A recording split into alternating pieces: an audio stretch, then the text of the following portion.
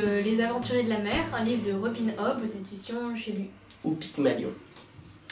Alors Les Aventuriers de la Mer, ça se passe, donc pour ceux qui connaissent les autres livres de Robin Hobb, ça se passe entre les tomes 6 et 7 de l'Assassin Royal.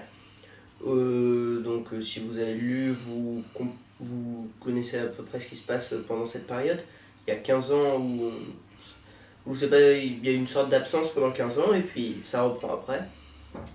Donc Les Aventuriers de la Mer, ça raconte l'histoire principalement de Althea Vestrit qui est fille d'un propriétaire de Vivenef, un bateau magique fait d'un matériau inconnu qui est le bois sorcier. Pour que ces bateaux s'éveillent, prennent conscience et deviennent en partie humains, même si ça reste des bateaux, il faut que trois générations passent, c'est cool, et qu'à chaque fois il y a quelqu'un qui meurt sur le pont pour que le bateau, qui s'appelle une Vivenef, s'éveille et prenne conscience. Et Althea, son père est en train de mourir, donc on l'amène sur le pont. Et au moment où elle pense que c'est elle qui va hériter de la Vivenef, parce qu'elle a passé toute son enfance dessus, elle la connaît comme personne, et elle l'aime beaucoup, et bien elle apprend que c'est sa sœur qui en hérite. Donc du coup elle s'enfuit un peu, et elle va chercher du travail ailleurs.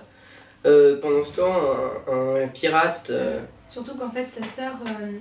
elle est mariée avec un homme qui comprend pas grand chose au Vivenef et qui le prend pour un bateau de commerce habituel, et elle lui confie ce bateau, et Althea elle trouve que cet homme il fait n'importe quoi avec la Vivenef.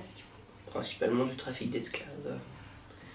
Et justement en parlant de trafic d'esclaves, un capitaine pirate qui s'appelle Kenneth veut devenir le roi des îles pirates. Et pour ça il décide de gagner la confiance des habitants en attaquant tous les bateaux esclaves qui passent. Je pense que c'est pas compliqué de deviner ce qui va se passer, hein. Voilà, on vous fait pas un dessin. Et donc après, au bout de 9 tomes, ça se termine. Voilà, c'est logique. Et il y a quand même une suite, encore, qui s'appelle La Cité des Anciens. Je ne veux pas trop en parler. Et puis après, il y a encore une suite qui s'appelle Le Fou et l'Assassin. Voilà. Bon. Donc voilà, qu'est-ce que tu en as pensé ? Moi j'ai beaucoup aimé, j'ai été surpris parce que en fait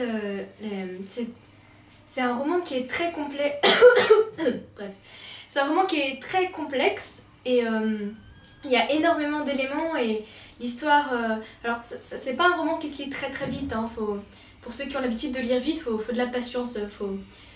Mais c'est hyper intéressant, et c'est tellement complexe que on a l'impression que c'est totalement normal que ça existe. On dirait presque que c'est un roman historique, tellement il y a de détails qui pourraient se produire. Il y a quasiment rien qui est laissé au hasard dans ce livre, et c'est ça qui est super intéressant, moi je trouve.